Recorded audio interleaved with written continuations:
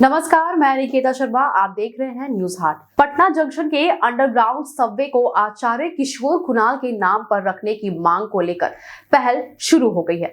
इस संबंध में बिहार के उप मुख्यमंत्री सम्राट चौधरी ने कहा कि वे खुद इस प्रस्ताव को आगे बढ़ाएंगे और मुख्यमंत्री नीतीश कुमार से इस बारे में बातचीत करेंगे। यह बात उन्होंने आचार्य किशोर कुणाल की पहली पुण्यतिथि पर पटना के ज्ञान भवन में आयोजित श्रद्धांजलि सभा के दौरान कही। आगे आपको बता दें कि श्रद्धांजलि सभा में महावीर मंदिर न्यास के सचिव आचार्य किशोर कुणाल के पुत्र सायन कुणाल ने यह मांग रखी। उन्होंने कहा कि पटना जंक्शन का पहला अंडरग्राउंड सबवे जो सीधे महावीर मंदिर से जुड़ा हुआ है, अगर उनके पिता आचार्य किशोर कुणाल के नाम पर रखा जाता है तो यह उनके सेवा कार्यों के लिए सच्ची श्रद्धांजलि होगी। उन्होंने कहा कि आचार्य किशोर कुणाल ने अपना पूरा जीवन समाज और गरीबों की सेवा में लगा दिया।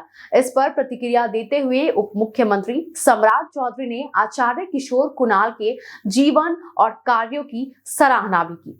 उन्होंने कहा कि आचार्य किशोर कुणाल सेवा, त्याग और मानवता की जीती जागती मिसाल थे। उन्होंने धर्म को केवल पूजा पाठ तक सीमित नहीं रखा, बल्कि उसे समाज सेवा से जोड़कर रखा। सम्राट चौधरी ने बताया कि मंदिरों में मिलने वाले प्रसाद और चढ़ावे की राशि का यह सही उपयोग करते हुए आचार्य किशोर कुणाल ने महावीर कैंसर अस्पताल, महावीर वात्सल्य समेत कुल 9 अस्पतालों की स्थापना करवाई। बता दें, इन संस्थानों के माध्यम से हजारों गरीब और जरूरतमंद लोगों को इलाज और राहत भी मिली।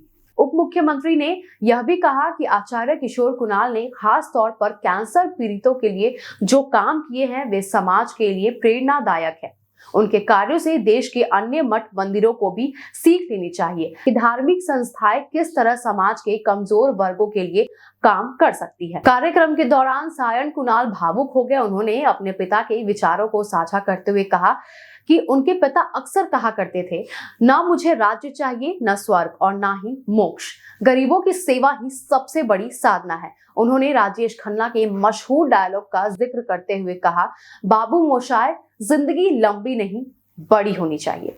जी हाँ, श्रद्धांजलि सभा में समाज सेवा और पारिवारिक जिम्मेदारी निभाने वाले लोगों को सम्मानित करने की परंपरा भी निभाई गई। बता दें, इस दौरान 7 लोगों को श्रवण कुमार पुरस्कार से सम्मानित किया गया। खास बात यह रही कि वर्ष 2010 में शुरू हुए इस पुरस्कार के इतिहास में पहली बार एक बहू को यह सम्मान मिला। जी हाँ, रामनगरी की पिंकी प्रियदर्शनी सिंह को अपनी सास की निस्वार्थ सेवा के लिए यह पुरस्कार दिया गया।